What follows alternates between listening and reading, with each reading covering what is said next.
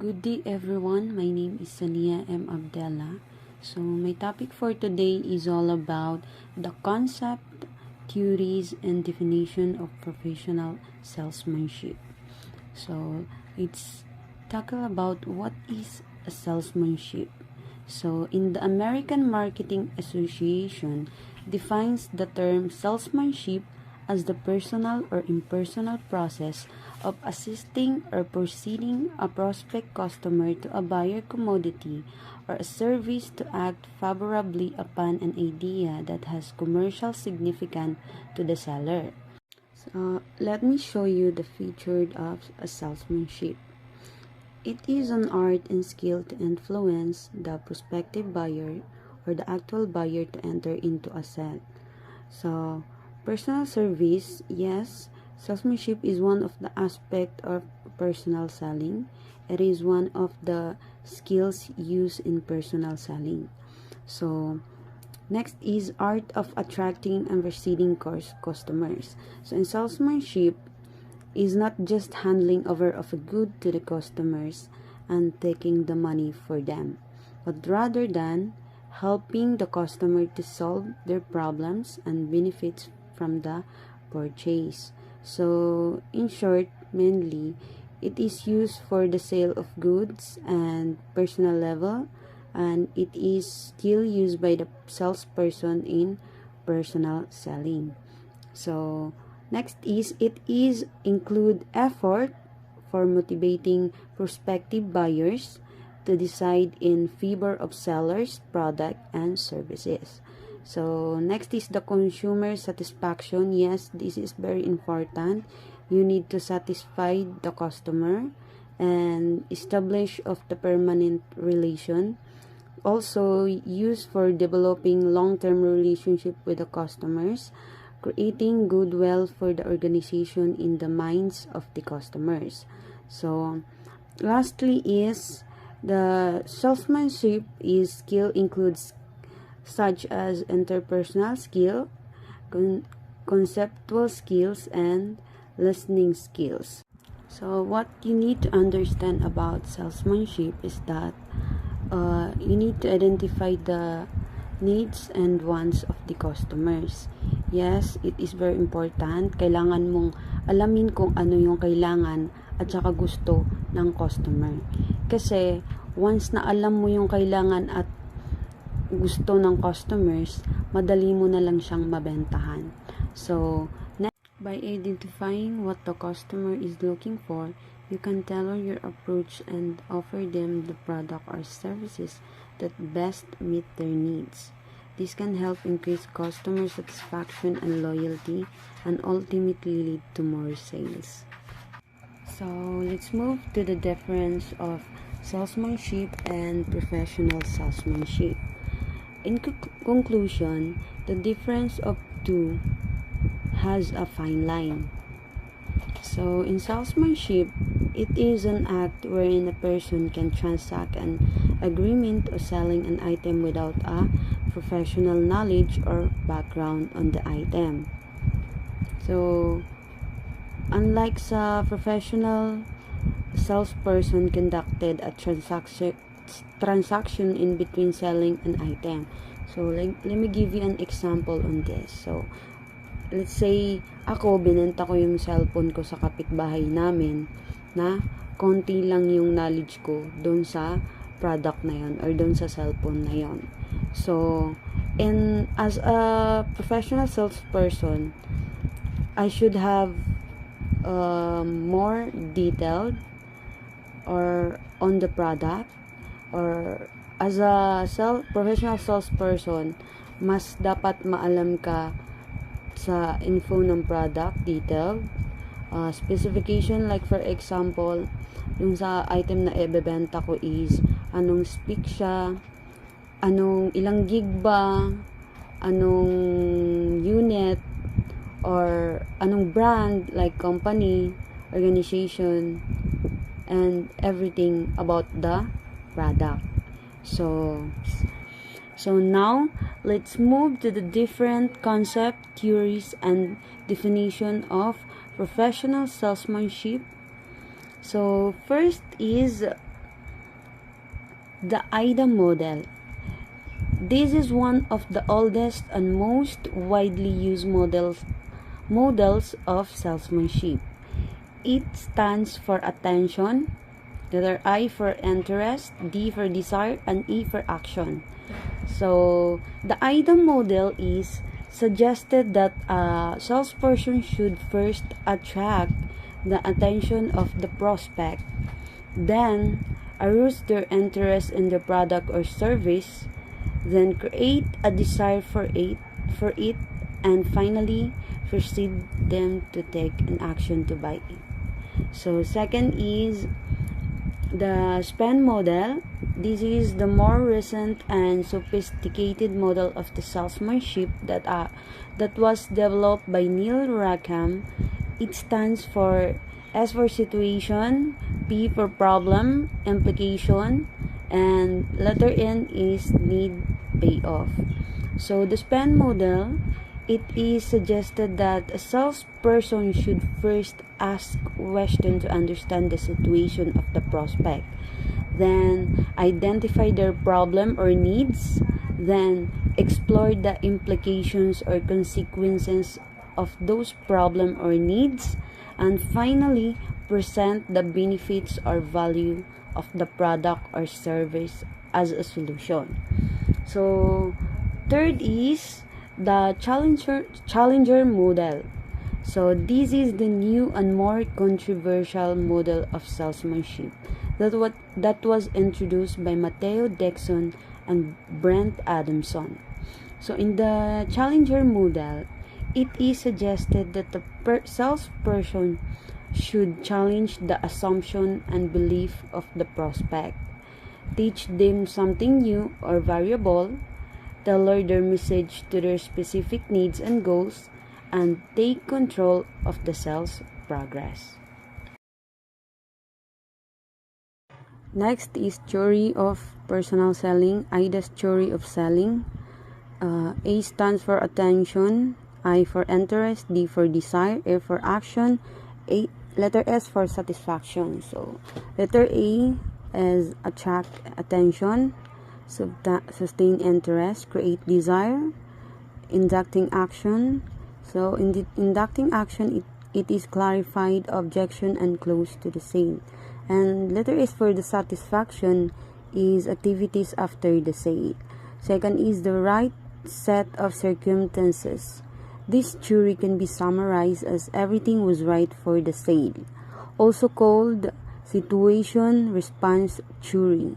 So the third one is buying formula theory. This is buyer-oriented theory which seeks answers to why a consumer buys what he does. So in this theory, it emphasizes the problem-solving job of a salesman.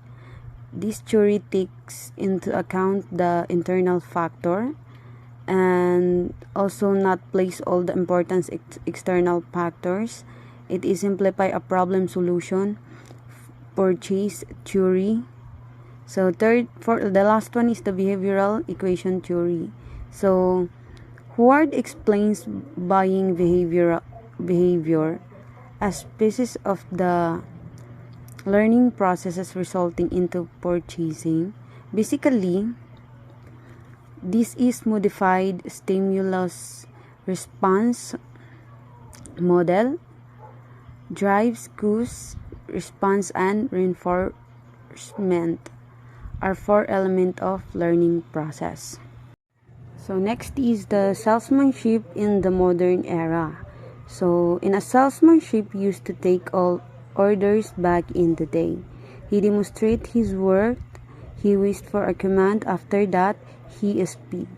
He never tried to lead, assist, or influence the customers. However, the modern definition of salesmanship differs significantly from the traditional one. The modern notion is innovative in each approach. He developed needs and then transformed them into desire. In the present day, salesmanship plays an important part. Salesman is the connecting link between seller and the buyer at every step. From the collecting of raw materials to the finished product, of all the customers are the most benefit by salesmen. Present era is of the large-scale production, which is an anticipation of demand. The market expand along with the competition. This makes distribution a difficult and a complex factor in the face of still competition, the expansion of the market, growing competition, and etc. Now, let's proceed to the importance of salesmanship. First one is important to producer. Salesmanship is important to producer and manufacturer. For pushing product into the competitive market, salesmanship is necessary. To capture new market also, salesmanship is very important. Salesmen increase the sales volume. It brings larger profit to the manufacturers. Salesmen work as the eye and ear for the manufacturer. The next one is the important to customers. The customer-centric approach is embedded in personal selling. First is assist in the identification of needs. Second is the personalization and customization. Third is provide consultation and guidance. And the fourth one is source of information. And the third is the important to salesman. Fourth is important to government and important to society. This one is the personal selling plays the contractive role to the progress of the society. The importance of personal selling for selling can be illustrated as improvement in standard of living. Second is employment opportunity. And third is the opportunities for career. And fourth is free movement in industry. And the last one is the importance for business. Hi everyone, I am Geraldine Aribanes and this is a continuation report of Miss Abdella. A salesperson's responsibilities. The primary responsibility is to sell things or services. So, mo man dyan ang main goal basta salesperson ka, mamaligya man jud ka. Depende sa imong offer or services ba imong ikuan or products. So, number 2, he must carry out the task that has been assigned to him. So, if ever na-assign si mga task, especially if required traveling, imo dyan na siyang adtuon. So, number 3, he must collect bills pertaining to the sales. So, i-collect niya ng mga bills nga mag-involve og sales. So, he must submit a report detailing sales, calls, services rendered, clients lost, competition, and any other item pertaining to the organization. So, tanang mga need records imo dyan nang ikuan. Imong himuag mga report.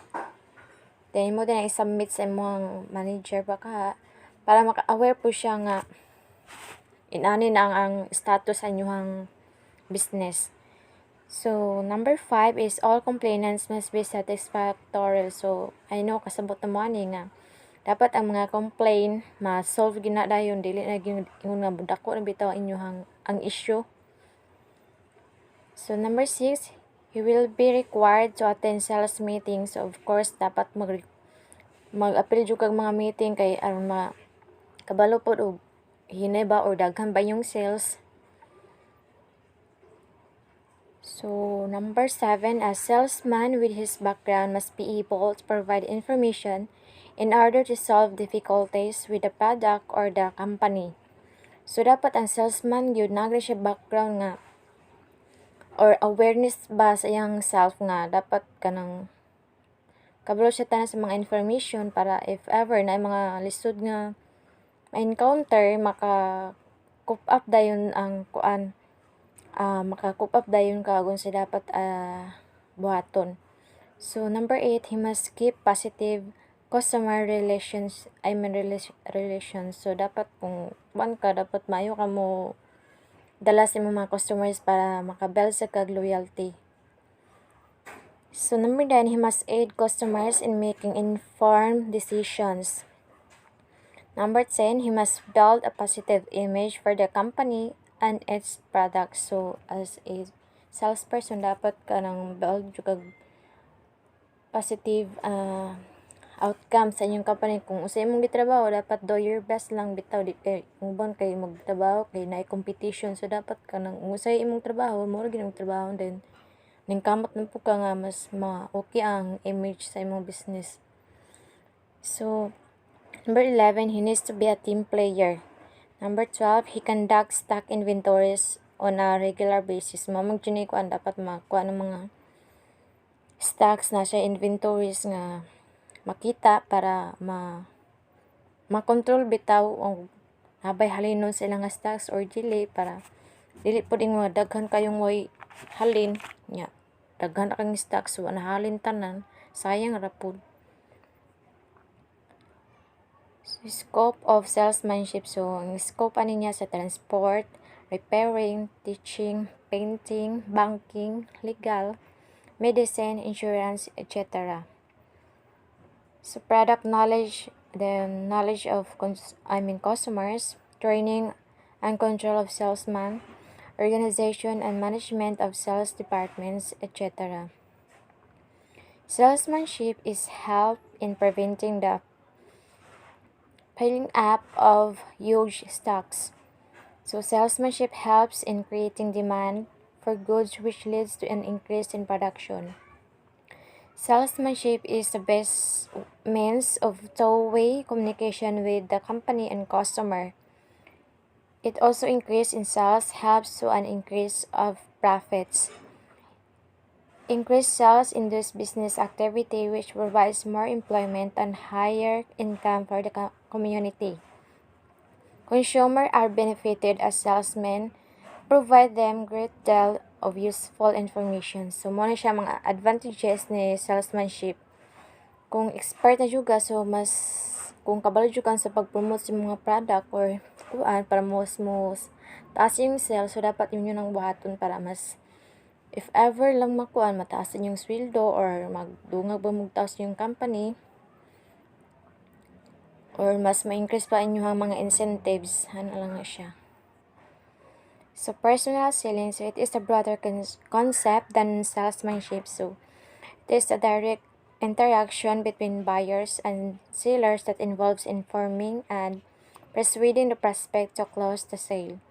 So, sa person selling kanang face-to-face ba, yung kanang nagharap-harapan dyan mo ba, pero hindi dyan mo siya nga i-convince nga or i-introduce ba kanimo ang inyong product nga inyong ginabaligya. So, the interaction encompasses the details about the product, its features, attributes, benefits, and advantages. So, muna siya ang kung nga dapat kuhanin mo sila nga inani ang features sa product, inani ang benefits o mga advantages. So, the aim is to inform, educate, and about the company is offering and persuade to make purchase decisions. So, mo gina siyang kung nga i-inform yung mga customers, especially if dili nila familiar ang product o unsay lang inyong gi-offer nga product or services baka para maka-decide po sila nga upalit ba sila ani product or dili. So, personal selling now goes beyond merely selling products. The objectives of personal selling also includes developing and nurturing long-term relationships with customers for future revenues and goodwill of the company. So, mo siya nga mag-develop pa inyong mag-need pa niya i-develop inyong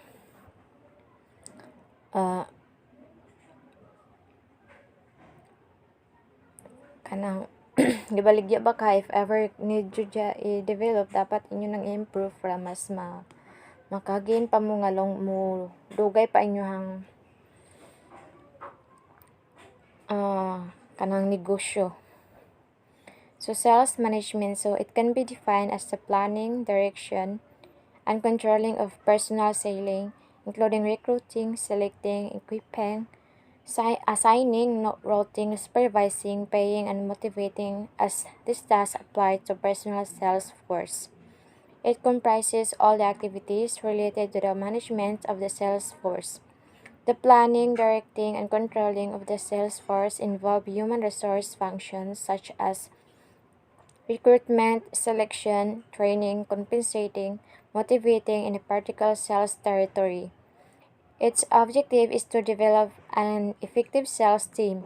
It is a process to attaining the sales phase goals in an effective manner through planning, staffing, training, leading, and controlling organizational resources.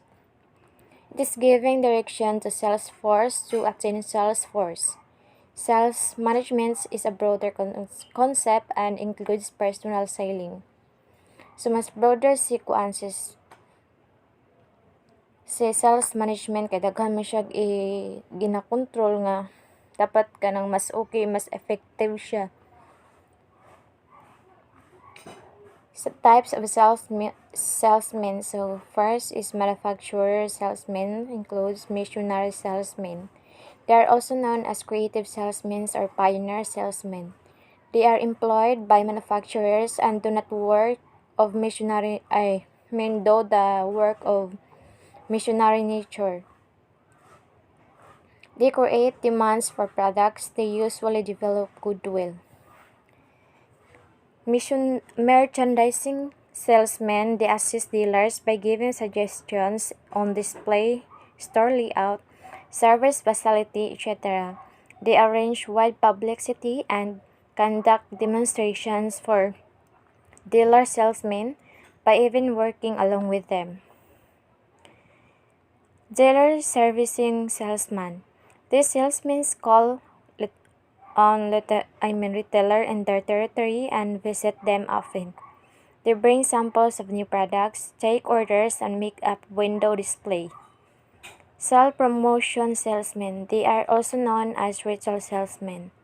They are specialists in promotional work. They are representatives of medical firms or publishers. They may not take spot orders, but they try to convince people like doctors about the new drug, research work, testing result, etc.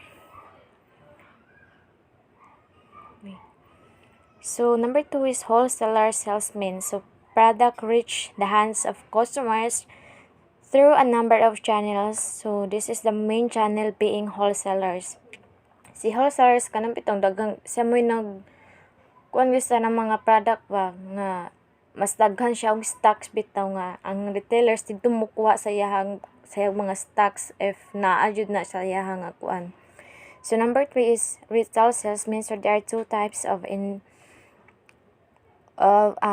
retail salesmen. So indoor salesmen and outdoor salesmen. So si indoor salesmen kanang sa store gina siya.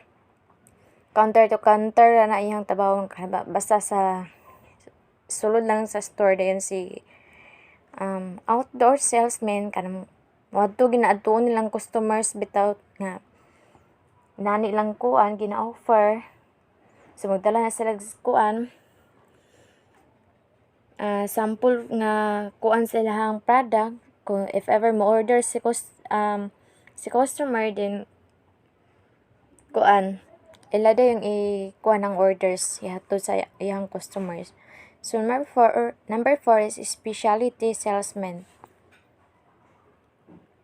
They are to sell specialty products, expensive durable goods, furniture, books, house furnishing, washing machines, automobiles, refrigerator, etc. So kani sila mga need na kanang specialty bitaw kay for example sa kaning mga kuan sa washing machines dapat kanang expert sila nga kabalo sa sila unsay kuan sa washing machine sa pag proper use o kabalo sa sila moayo kay alang maligya kag washing machines unya di ka kabalo unsa na nga wa kay knowledge ano ba unsay kuan ani nga function o even sa pag-ayo. So that's all my report and thank you.